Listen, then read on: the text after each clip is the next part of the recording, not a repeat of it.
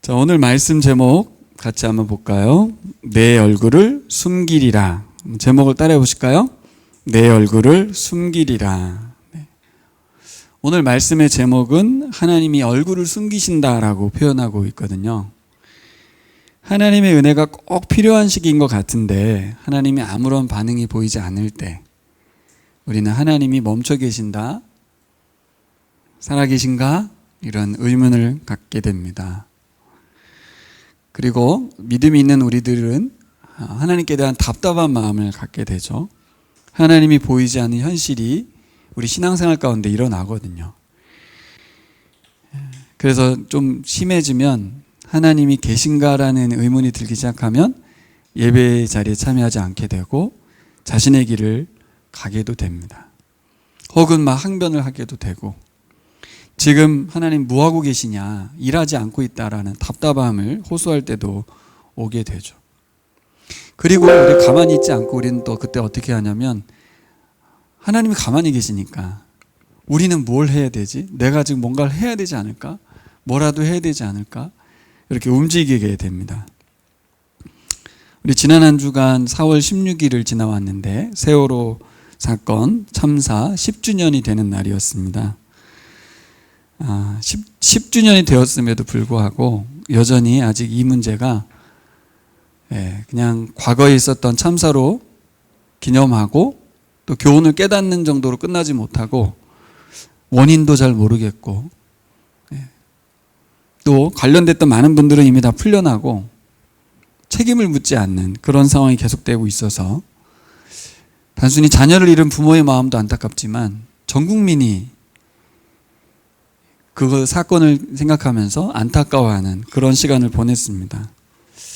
여러분도 10년 전에 그 사건을 TV로 보셨을 텐데 그때 제일 답답했던 거는 하나님이 개입하지 않았다는 거였어요.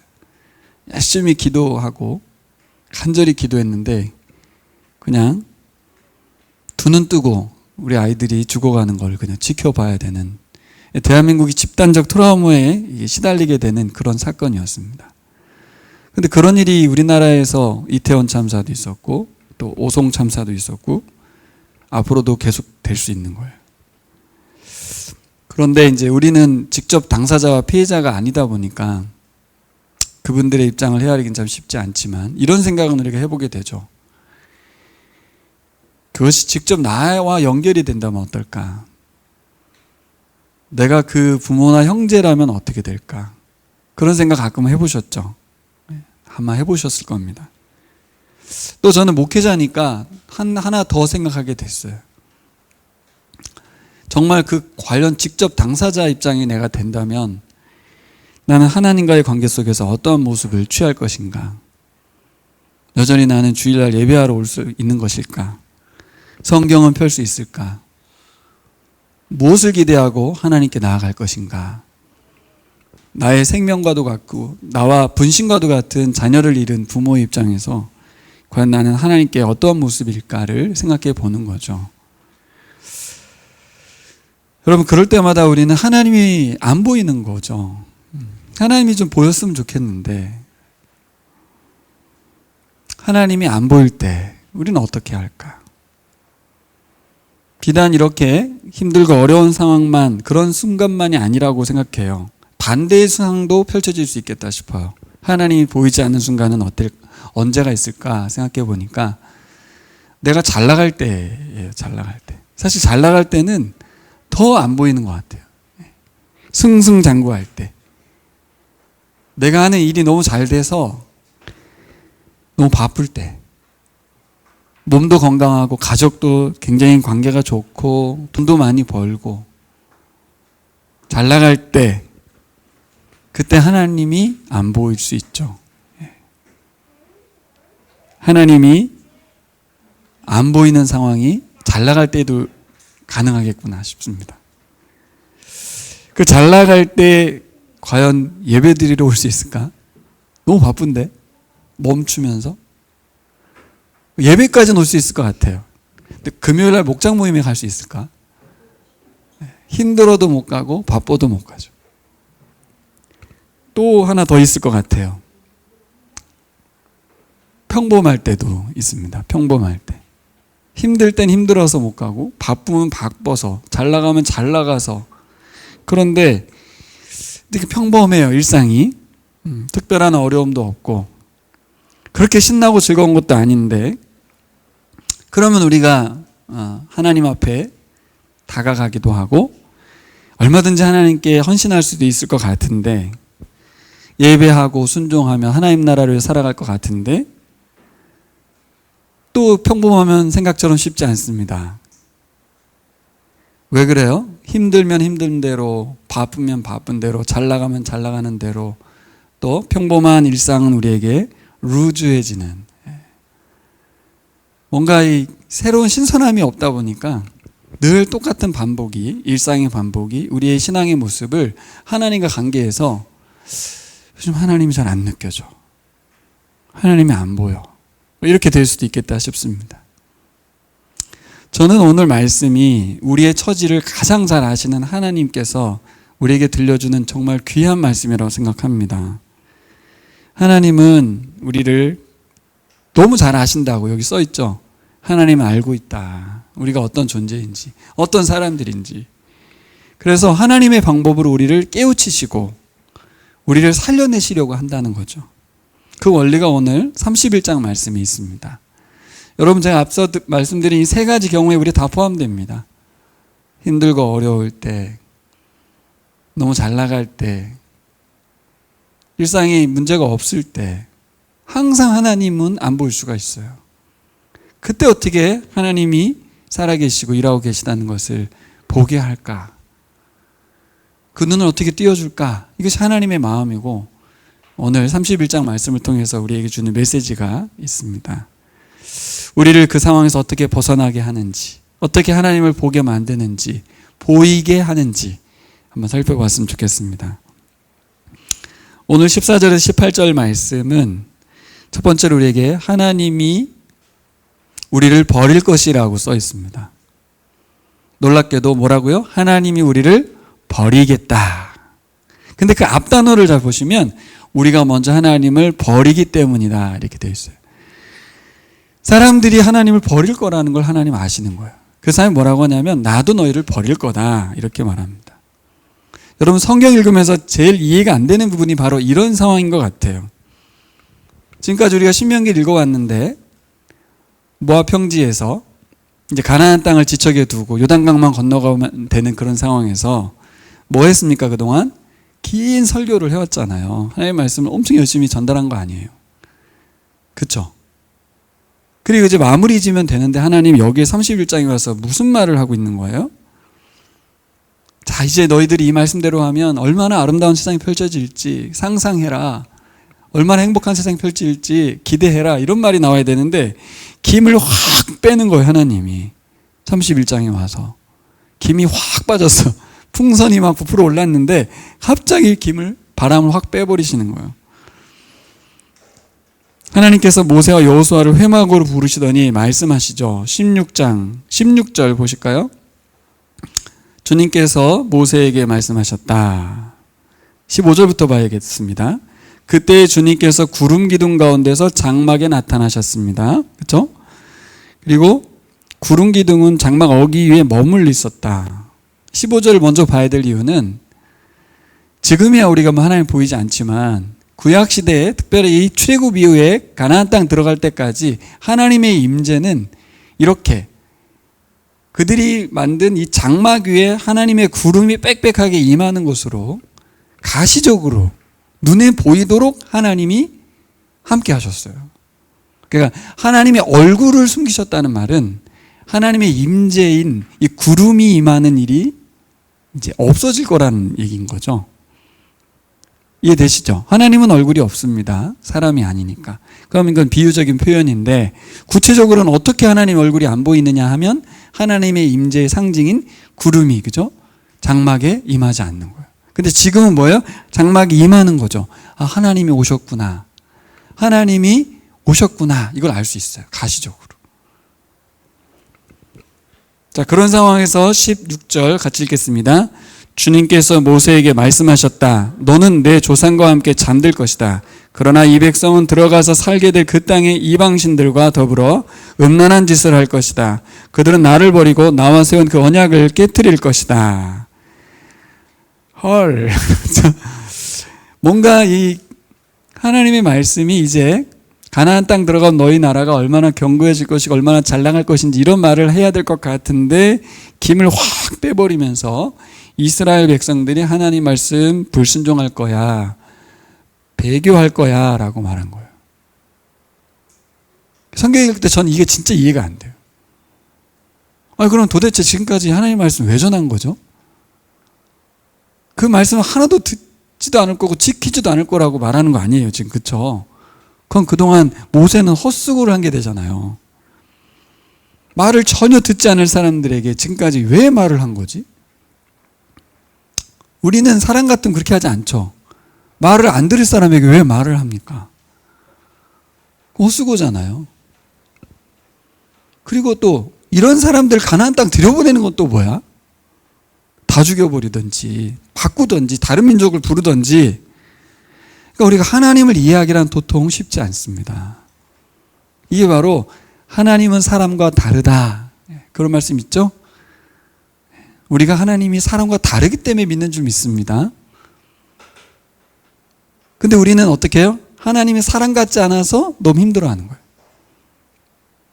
우리가 생각하는 대로 움직여주길 바라는 거예요. 근데 사실 우리가 믿는 이유는 그분이 사람이 아니기 때문입니다. 일반적이지 않으세요.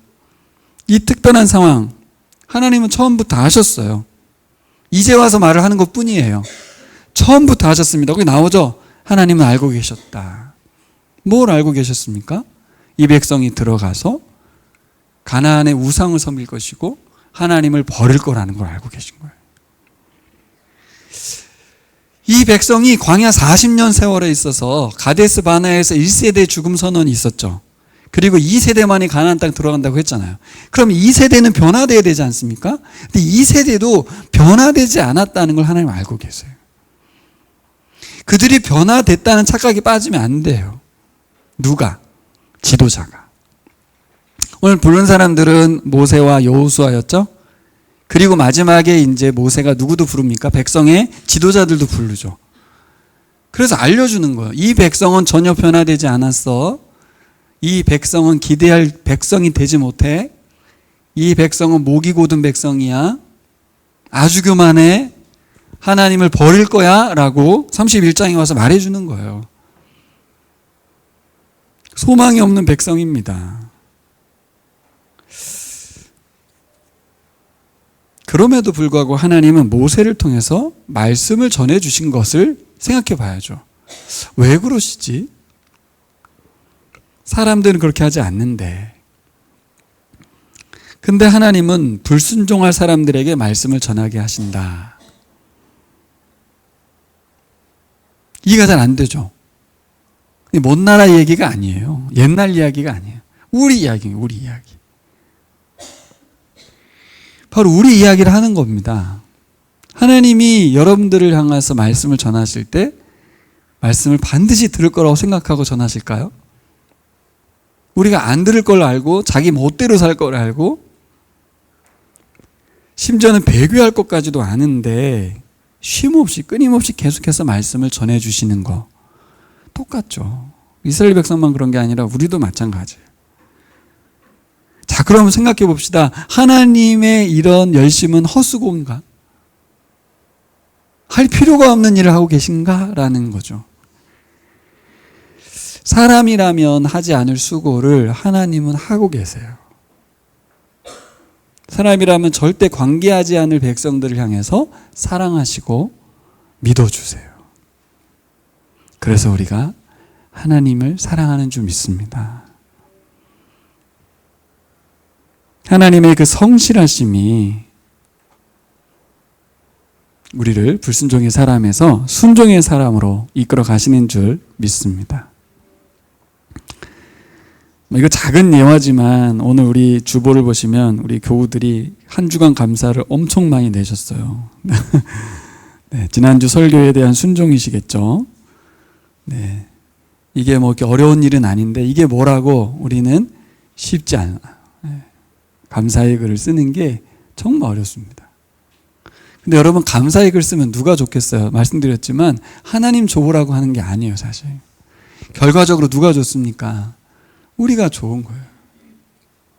하나님의 마음은 서로가 사랑한다는 말과 서로의 감사의 표현을 하는 것을 통해서 서로가 지금도 살아있고 사랑의 관계라는 것을 확인시켜주고 싶은 거예요. 근데 하나님은 끊임없이 사랑한다고 말하는데 우리는 전혀 반응하지 않아요. 마음으로만 사랑해요. 그래서는 하나님이 안 보이는 거죠. 하나님이 안 보이는 게 아닌데 원래는 하나님이 계속해서 말씀하고 계시고 일하고 계신데 우리 눈에 안 보이는 거예요. 하나님의 얼굴을 감추시는 게 아니고 우리가 눈이 어두워져 있다는 걸 아셔야 돼요. 바빠서 눈이 어둡고 힘들어서 어둡고 내 일상이 너무 무료해서 어두워져 있는 우리를 깨우시는 방법은 뭡니까? 계속해서 말씀해 주시는 거예요. 내가 이렇게 살아있어. 아빠가 이렇게 말을 하는 거야. 잘 들어. 내가 사랑해. 너도 나를 사랑한다고 말해다오. 근데 하나님의 음성이 잘 안 들려. 그럼 이제 하나님이 어떻게 하신대? 17절에 18절에 나를 버린다고의 구체적인 표현은 뭡니까? 불순종하고 배교의 길을 걷는 이스라엘 향해서 하나님께서 일하시기 시작하는데 세네 가지로 일을 합니다. 첫 번째로 등장한 건 뭡니까? 얼굴을 숨기신다는 거예요. 그들을 버리는 겁니다. 어떻게 버리는가? 얼굴을 숨기심으로. 그날에 내가 그들에게 격렬하게 진노하여, 이게 좀 이렇게 한국어 버전을 이렇게 써놨지만 매섭게 화가 났다. 뭘로 표현됩니까? 이거는 화를 직접 내야 될 것 같아. 문장으로 표현할 문제가 아니에요. 격렬하게 진노했다. 이거 제 3자적인 입장이고 화딱지가 나서 그런 말이죠. 그들을 버리고 내 얼굴을 그들에게서 숨길 것이다. 하나님의 일하심의 첫 번째는 얼굴을 숨겨버리는 것입니다. 하나님 얼굴 없는데 어떻게 숨기는가? 이 얼굴이라는 것은 하나님의 인격적인 표현을 하는 거잖아요. 구약 성경에는 이 하나님의 얼굴빛이라는 표현을 자주 사용합니다. 민수기에 보면 제사장의 기도에서 하나님이 그 얼굴빛을 이스라엘을 향하여 드사 이렇게 말하거든요. 이 얼굴이라는 단어가 구약 성경에 엄청 많이 나옵니다. 그리고 요나가 다시스로 도망갈 때, 다시스로 가는데 니느웨로 도망간 거죠. 니느웨로 가라 할 때 다시 도망갔잖아요. 뭐라 그래요? 하나님 면전에서 도망가는 거예요. 하나님 얼굴 앞에서 도망간다 이렇게 써 있습니다. 하나님의 얼굴을 숨기시게 되면 17절 하반절에 보면 뭐라고 돼 있어요? 그래서 그들은 온갖 재앙과 고통이 덮치는 날 이렇게 말할 것이다. 가시길까요? 우리 하나님이 우리 가운데 계시지 않기 때문에 이런 재앙이 덮치고 있다 하고 탄식할 것이다. 이렇게 원망할 거라는 거예요. 하나님이 왜 일하고 계시지 않아요? 하나님 왜 뒷짐지고 계세요? 라고 막 아우성칠 거라는 거예요. 언제? 하나님 얼굴 숨길 때. 여러분, 하나님 얼굴을 숨기지 않으면 우리는 아우성치지도 않아요. 하나님이 없어도 행복하고 하나님을 포기한 채 살아갈지도 몰라요. 끊임없이 우리에게 닥치는 고난과 어려움, 환난은 우리가 하나님께 아우성치게 만듭니다. 하나님 지금 뭐 하고 계십니까? 라고 소리치게 돼요. 우리의 유약함을 인정하는 것이며 그분의 능력을 호소하는 거죠. 그분의 개입을 요청하는 거예요.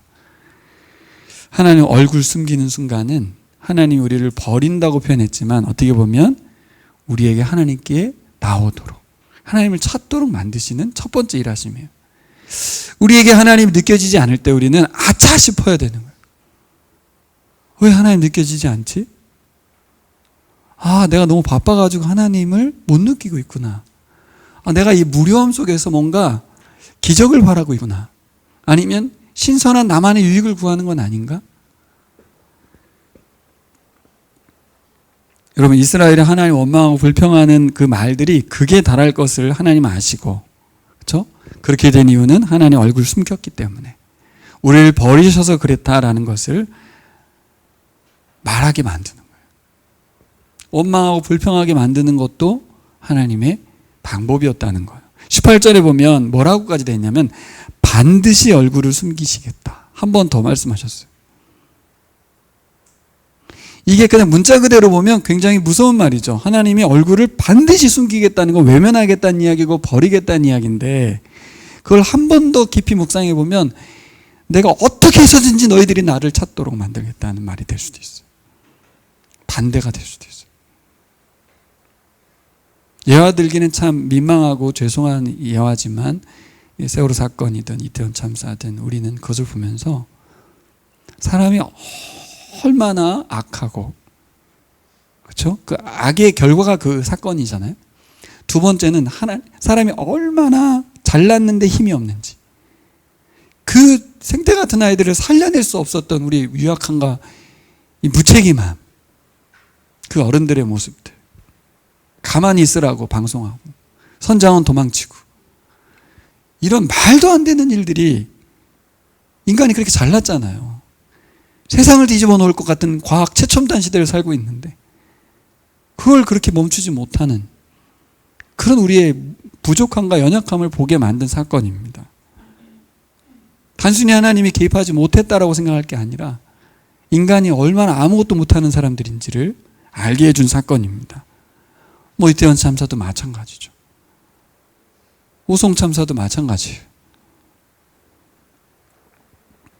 하나님이 능력이 없어서 도망치는 것인가? 왜 숨으시죠? 관계를 끊으시겠다는 생각일까? 하나님 우리를 포기한다는 것일까? 왜 숨으시는가? 철저한 하나님의 부재를 경험하게 하려는 거죠. 하나님 없는 상태를 한번 경험해 봐야 된다는 거죠. 하나님 없는 상태, 하나님과 관계되지 않은 삶을 살아가도록 내어버려 두시는 겁니다.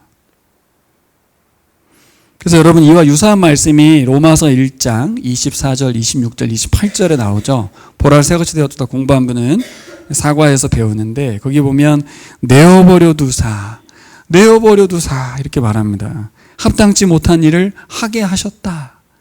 왜 하나님은 내어버려 두실까? 세 가지로 말할 수 있어요. 내어버려 두시는 이유 세 가지. 우리를 존중하는 것이죠. 그래, 너희들 뜻대로 이렇게 한번 살아봐. 두 번째 뭡니까? 심판하는 거죠. 그렇게 해서 그 결과를 살아가게 만드는 거예요. 그래, 니들이 생각한 대로 한번 살아보는 거야. 그 결과는 너희들이 받는 거야. 그럼 이건 뭔가 무책임함이고 버림인가요? 육인가요? 방치인가요? 부모가 됐는데? 아니죠. 내어버려 두심의 가장 중요한 부분은 뭐냐면 갈증을 일으키는 거예요. 어떤 갈증이요? 존중해서 하나님께서 그들이 원하는 대로 살게 하고 그 결과를 살아가게 되면 어떤 갈증이 생깁니까? 진정한 행복에 대한, 참된 관계에 대한 갈증이 생겨요. 사실은 내가 생각한 대로 사는 것은 왜 그래요? 그게 행복이라고 생각해서, 그게 더 좋을 거라고 생각해서, 하나님 말씀보다 내 생각이 더 낫다고 생각해서 살아가는 거거든요. 근데 그 결과를 살아보니까 이게 참된 행복이 아니네. 예? 참된 기쁨을 못 누리네. 이 막다른 골목에 치다르게 되네. 그 결과는 기쁨이 아니고 즐거움이 아니고 죽음이네. 이런 상황을 만나게 되면서 사람들은 갈증을 느끼게 됩니다. 진정한 관계, 참된 기쁨, 즐거움, 행복이 어디 있을까? 결국 하나님의 얼굴을 숨기심으로 하나님께서 기대하는 건 뭐예요? 다시 하나님께 나오기를. 하나님 얼굴이 안 보인다고 아우성치기를, 아버지 앞에 나서기를 바라는 거죠. 하나님을 대처하려는 그 우상숭배가 당시의 모습이었다면 지금 뭡니까? 돈이죠, 돈. 돈 때문에, 하나님 대신 그 돈이 나에게 행복을 준다고 생각하기 때문에 예배를 드릴 수 없는 거거든요. 하나님 앞에 엎드리는 갈망보다는, 하나님을 만나고 싶은 갈망보다는 돈에 대한 갈망이 우리에게 엄청 큽니다. 근데 그 돈을 채우고 또 채우고 또 채워줘도 갈증이 계속되는 것은 뭘까요? 그건 바로 하나님의 빈자리인 거죠. 하나님의 빈자리. 하나님의 얼굴을 보지 못하기 때문에 채워지지 않는, 뭐 돈만이겠어요. 예. 우리가 가지고 있는 많은 유익한 것들이 결국 그것이 우리에게 좋은 것일 거라고 생각했지만 나중에 가면 아니다. 하나님이 내어버려 두심이 결국 우리를 다시 부르시는 방법이라는 거죠. 결국 하나님이 얼굴을 숨기시는 이유는 뭐예요? 반드시 숨기시는 이유는 뭐예요? 우리를 사랑하시기 때문에. 어떻게 이게 방치가 사랑이 될 수 있는가 싶지만 사람들이 그만큼 하나님께 대해서 맘먹고 있어요. 우리 아이들이 가끔 맘먹을 때 부모님이 화가 확 나죠. 이게 지금 맘먹어? 이러면서. 그렇죠? 하나님이 화가 나서 그런 게 아니라 자녀는 부모의 지도를 따르고 부모의 말씀에 순종할 때 가장 아름답고 행복한 관계가 유지되거든요. 근데 맘먹고 싶어질 때가 있잖아요. 아빠가 옳아? 엄마가 맞아? 응? 내 생각도 있다고. 이게 이제 사춘기 때부터 벌써 시작됐나 보네요. 여기. 네, 그렇군요. 네. 나의 의견도 있는데 묵살당하고 막 이러면 힘들죠. 근데 하나님께서는 어떻게 해요? 내어버려 두심을 통해서 사랑하시는 거죠. 여러분, 우리의 기도가 모두 응답되면 그 끝이 죽음입니다. 저 물고기 있죠, 물고기. 저 물고기에게 밥을 조금씩 주라고 하거든요. 근데 물고기에게 밥을 많이 주잖아요. 그럼 수명이 단축돼서 일찍 죽는데요. 참 신기하죠? 네. 많이 먹으면 더 오래 살고, 그죠? 잘 성장할 것 같은데 오히려 수명을 단축시키는 효과를 갖고 와서 그를 빨리 죽이는 거예요. 똑같아요. 우리가 바라는 게 다 이루어지는 것은 결코 좋지 않아요. 하나님의 뜻이 이루어져야 됩니다. 거절되는 기도가 우리에게 유익할 수 있다는 거 여러분 아시죠? 네. 내게서 하나님의 얼굴을 숨기신 것 같을 때 그것은 하나님의 눈물 어린 사랑의 시작입니다. 그 내어버려 두심을 통해서 버림받은 것 같은 우리 입장에서만 자꾸 생각하게 되는데 방치하고 내어버려 두는 그 상황 속에서 하나님 뭐하고 계실까? 돌아온 탕자 이야기처럼 아들을 떠나보내고 나서 매일매일 동굴 밖에 가서 아들을 기다리고 있는 아버지 심정도 있습니다, 여러분. 그것을 오늘 모세에게, 여호수아에게, 백성의 지도자들에게 알려주고 있는 거예요. 하나님은 너희를 버릴 거야. 하나님 반드시 버릴 거야. 너희들에게 얼굴을 숨길 거야. 그들은 고통 중에 하나님께 호소할 거야. 이 말을 잘 알아들어야 돼요. 왜 그러시는지. 우리를 사랑하시는, 일하고 계신 하나님의 첫 번째 일하심입니다. 두 번째는 하나님께서 뭐라고 그래요? 노래를 부르게 한다고 하죠. 19절부터 22절까지 하나님이 이스라엘 백성에게 대안을 세우시는데 첫 번째는 내가 너를 버리고 얼굴을 숨길 거야 라고 했던 거라면 두 번째는 그냥 내어버려 두지 않고 뒷짐지고 가만히 계시지 않고 어떻게 하게 해요?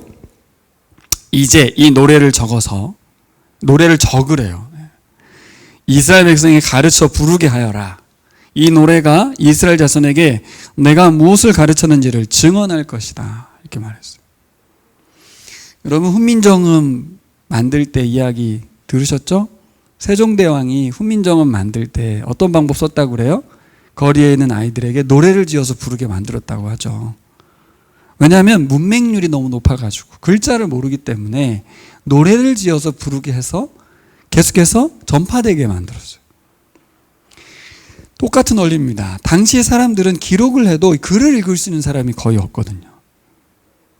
그러니까 어떻게 해요? 노래를 지어서 부르게 하는 거예요. 하나님의 놀라운 대안이죠. 사람이 상상할 수 없는 대안이었어요. 근데 그 노래의 내용은 뭐냐면 하나님은 이렇게 너희를 사랑하는데 우리는 하나님을 버릴 거야 라는 노래입니다. 노래가 참 노래라는 것 자체는 좋은 것만 있는 것 같지만 괴로운 노래를 불러야 되는 거예요. 처음부터 가나안 땅 들어가기 전에 이 노래를 부르게 한 거예요. 왜요? 계속해서 그들이 이 노래를 부름으로 해서 나중에 깨닫도록, 나중에 그걸 알도록 하시기 위해서.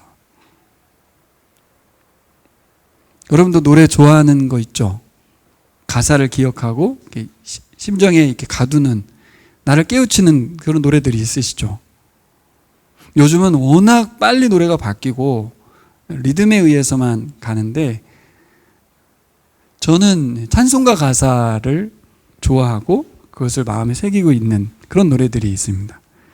옛날 찬송가 410장 하나님의 은혜로 이 쓸데없는 자 404장 그 크신 하나님의 사랑 405장 뭐예요? 405장 Amazing Grace 나 같은 죄인 살리신 이런 노래들이 좋고 또 십자가를 질 수 있나 초등학교 때 중학교 때 이 노래가 저희는 가장 애창가였어요. 십자가를 질 수 있나. 요즘은 찬송가 가사를 거의 읽지 않는데 찬송가는 말 그대로 시예요. 시를 곡조를 붙여서 민요를 붙여가지고 흥얼거리게 만든 거거든요. 하나님을 떠났다가도 어느 날 거리에서 들려오든 교회에서 들려오는 소리든 어느 날 갑자기 예배의 자리에 갔는데 그 찬송이 나를 들리든 우리에게 하나님께서 그 노래를 통해서 우리를 돌이키게 하시는 하나님의 은혜인 줄 믿습니다. 그러니까 지금부터 우리가 노래를 새기고 부르고 하는 것은 당장 하나님께 노래도 되지만 찬양도 되지만 나를 하나님을 잊지 않게 만든 하나님의 수단이에요. 수단. 하나님의 열심에 해당되는 거예요. 그래서 말씀을 암송하라고 하잖아요. 이것도 이제 노래에 해당될 수 있는데 기억하기 위한 거니까. 그래서 여러분 좀 찬송가를 많이 사랑해 주십시오. 찬송가에 있는 가사에 이런 표현들이 어떻게 가능하지 할 정도의 요즘 너무 많은 노래들이 있지만 이 시류를 타서 흘러가는데 찬송가에 있는 가사들은 쉬운 곡조와 함께 기억할 만한 가사들 그리고 우리가 쉽게 표현하지 못하는 것들을 대신 표현해 주는 그런 노래들이 많습니다. 그래서 저희 교회는 앞에 우리 집사님들이 복음성가를 주로 부르기 때문에 제가 헌금송과 폐회송은 찬송가를 주로 부르는 이유가 어른들도 계시기 때문에 그렇고 우리 아이들에게도 이 찬송가를 계속 들려줘야겠다는 생각 때문이었어요. 이 찬송 가사를 계속 부르는 것은 우리에게 의미가 있습니다. 이 참 아름다워라 노래도 마찬가지고 아까 3절 가사 영어 가사가 정말 놀랍네요. 왜 그 가사를 그대로 번안하지 않았을까 싶은데 여러분 노래도 사랑해 주십시오. 우리가 하나님 얼굴 안 보일 때 다시 하나님이 살아계심을 전율하게 하는 통로가 될 수 있습니다. 자, 세 번째는 하나님께서 어떤 대안을 세우셨습니까? 바로 여호수아를 세운 겁니다. 하나님에 대한 세 번째 여호수아. 근데 하나님은 여호수아를 세웠지만 여호수아 입장에서 제가 생각해 봤어요. 이 답답한 여호수아의 마음. 뭐라고 지금 들었습니까? 이 백성은 들어가면 어떻게 돼요? 하나님 말씀 안 들을 거예요. 배반할 거래. 불순종할 거래. 근데 지금 상황이 어떤 상황이냐고 여기 앞에 나오면 모세가 죽을 거래요. 여러분이 여호수아라고 생각해 봐요. 그 위대한 지도자 모세는 죽습니다. 그리고 이 정말 엉터리 같은 백성들은 엄청나게 숫자도 많고 들어가면 다 배반할 거고 다 하나님 앞에 배신할 거라고 말을 하고 있어요. 근데 그 책임은 누구에게 오로지 들어오고 있냐면 여호수아에게. 그래서 하나님이 여호수아 네가 이 백성을 잘 다스려. 얼마나 부담스러울까요? 하고 싶어요? 네? 출마하고 싶어요? 여러분 어떻게 해야 되나요 이 상황을? 근데 하나님 뭐라고 하냐면 세 번째 대안은 여호수아라는 거예요. 여호수아는 어떤 사람이었죠? 가데스 바네아에서 12명의 정탐꾼이 가나안 정탐했을 때 딱 2명 여호수아와 갈렙만이 믿음의 회복을 했던 그 사람이죠. 모두가 원망과 불평의 언어를 말할 때 믿음과 소망의 언어를 말했던 사람입니다. 하나님이 쓸만한 사람이죠. 근데 2명 대 200만 명인데 1세대 죽이면 2세대는 믿음이 좋아져야 되는데 믿음이 안 좋아졌다는 거 아니에요. 얘들 안 변했어. 들어가면 모두 배반할 거야.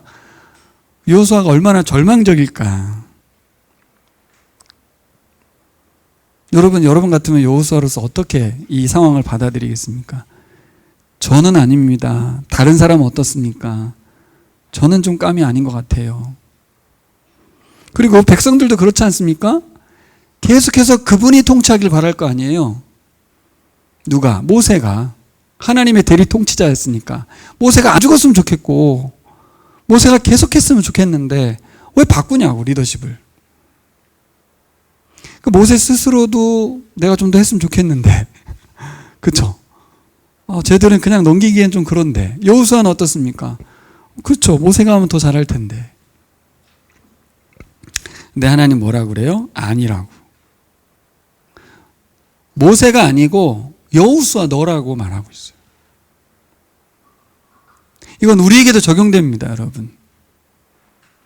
저 사람이 하면 나보다 훨씬 더 잘할 것 같은데. 아니라고, 너가 하라고, 너가.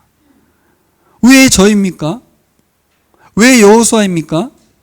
왜 그런지 뒤에 나옵니다. 하나님의 네 번째 대안은 24절에서 26절에 나와 있는 이 말씀을 기록하는 대안이 있었어요.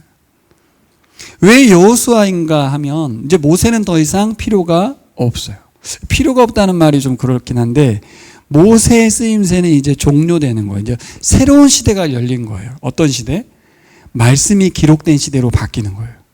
이전에는 어떤 시대였는데 하나님이 모세의 입을 통하여 하나님이 직접 말씀해 주시는 시대였어요. 하지만 시대의 전환이 일어난 거예요. 뭐예요? 여호수아를 통해서 기록된 말씀을 통해서 하나님의 말씀이 전달되는 시대가 된 거예요. 그러니까 뭐만 하면 돼요? 모세처럼 영적인 신비감에 사로잡힌 존재가 아니라 하나님의 말씀을 잘 보고 여호수아 1장 8절 묵상하고 주의 하루 묵상하고 그에 기록된 대로 지켜 행하는 사람들이 되는 거죠. 신명기 이전과 이후의 시대에서 가나안 땅과 가나안 이전의 시대에서 달라지는 건 뭐냐면 하나님이 직접 말씀하시는 것과 이제 하나님 말씀하신 걸 기록해서 그 말씀대로 순종하는 시대로 갈려요. 바뀝니다.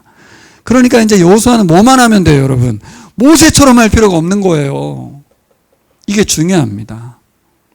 여러분, 우리가 저 사람이 하면 더 잘할 것 같은데 왜 나일까? 하나님께서 그 사람을 통해서 일하고 싶다는 거예요.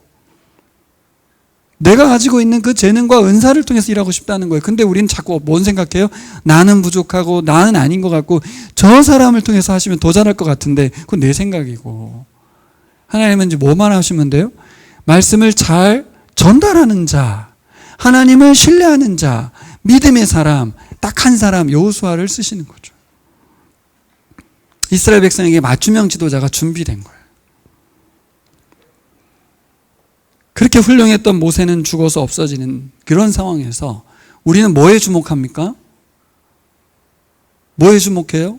위대한 지도자가 사라진 거, 백성들이 엉망인 거, 가나안 땅 들어가면 철병거가 기다리고 있는 거, 내게 무기가 없는 거, 내게 없는 거만 보여요. 그렇지 않아요? 근데 하나님은 뭐가 보입니까? 여호수아에게 있는 것만 보여요. 하나님은 그래서 그를 부르셨거든요. 하나님이 대안을 주셨잖아요. 말씀을 주셨거든요. 기록된 말씀대로 행하면 되는 거예요. 근데 이렇게 쉬운 거를 못할까요? 이 원리를 여러분 잘 하셔야 돼요. 그 문자만 보면 그렇구나, 그러네 그러면 되죠. 여러분들 세상 살아가는데 하나님 말씀 잘 읽고 묵상하면 될 것 같잖아요. 그렇죠? 그렇죠? 근데 백성들이 다 그렇지 않거든요. 백성들은 말씀 불순종하잖아요. 그러니까 여호수아가 신경 써야 될 건 뭡니까? 그 말씀을 그들에게 가르쳐서 지키게 하는 겁니다. 그래서 신명기 5장에 6장 개인이 있는 게 아니에요. 쉐마 이스라엘아 들으라. 그러면서 아버지가 자녀들에게, 아들들에게 말씀을 지속적으로 외우게 하고 그 말씀의 순종을 가르치는 이유가 뭡니까? 이제 모세라는 사람을 통해서 일하는 게 아니라 모든 백성에게 다 하나님의 말씀이 전달되는 구조를 만들어 버렸어요. 그러니까 이제 여호수아가 힘쓸 건 뭐예요? 그 말씀을 가르쳐 지키게 하는 거예요. 그들을 돕는 거죠. 여기 강하고 담대하라, 내가 너와 함께 하겠다 그랬거든요. 이 말은 우리도 좋아하는 말씀이잖아요. 우리 재은이와 하나님이 어떻게 함께 하십니까?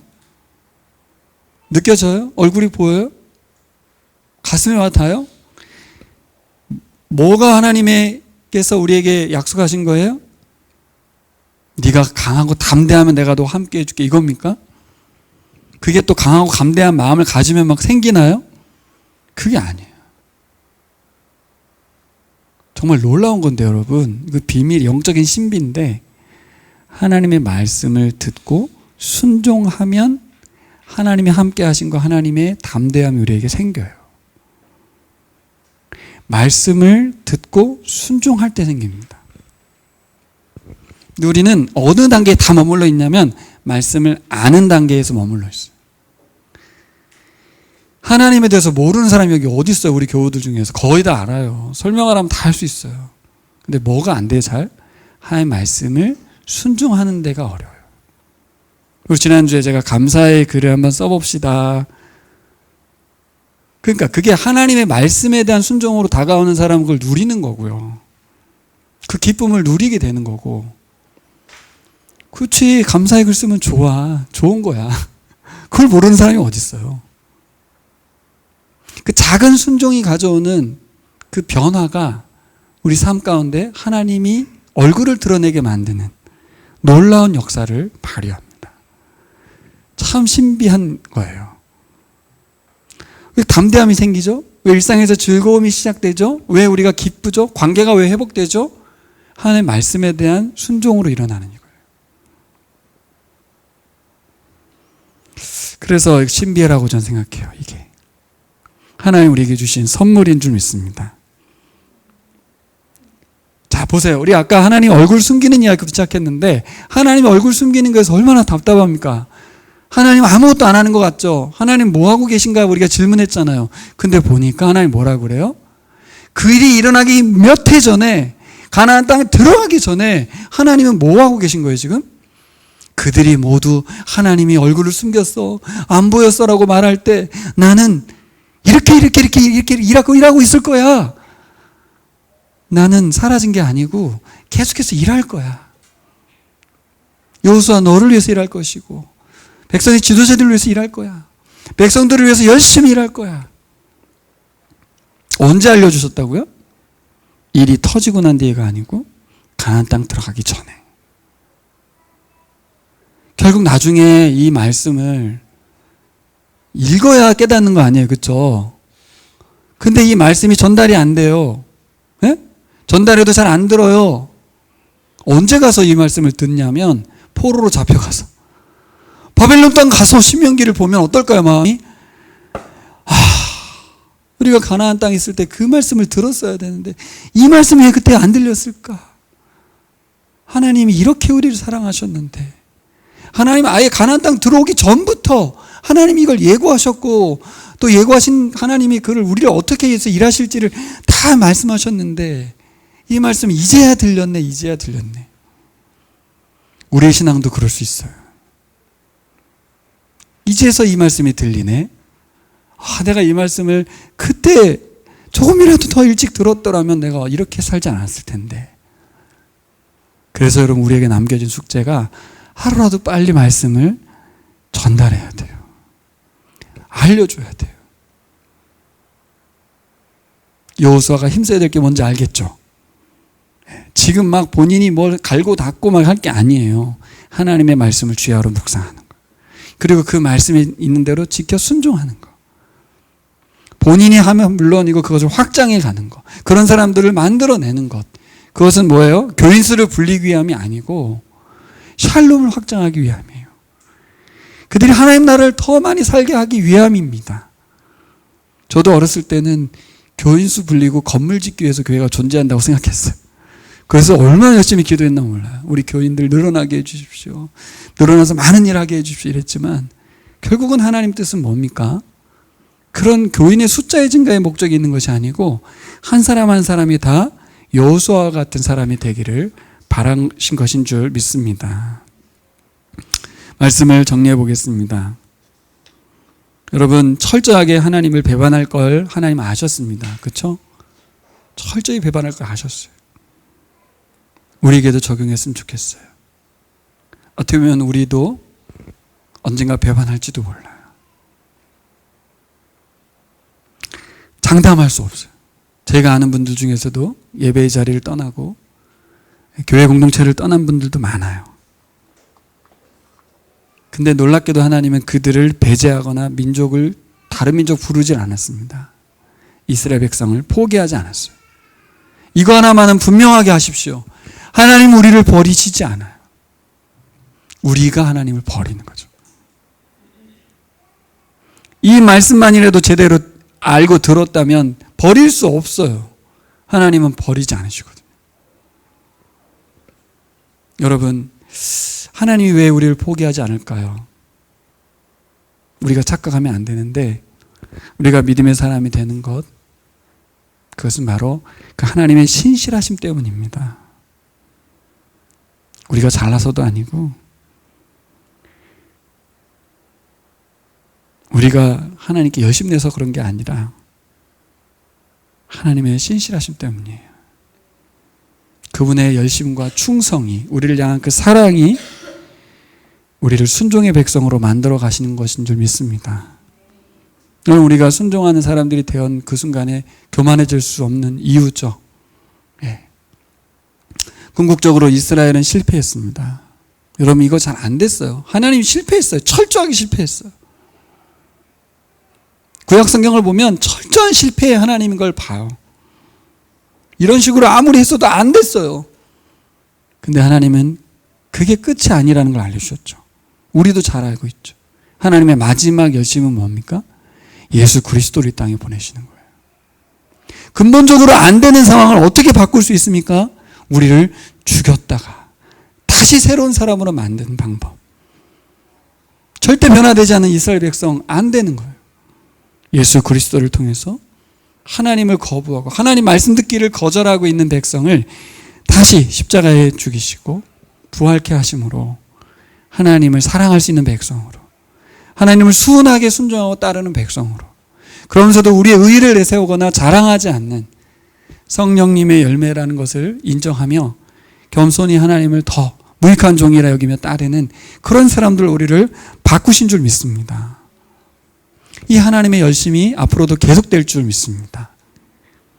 가끔씩 하나님의 얼굴이 보이지 않는 것 같을 때 어려움과 아픔, 힘들고 괴로운 상황 속에서 그분의 말씀으로 회복됐으면 좋겠습니다.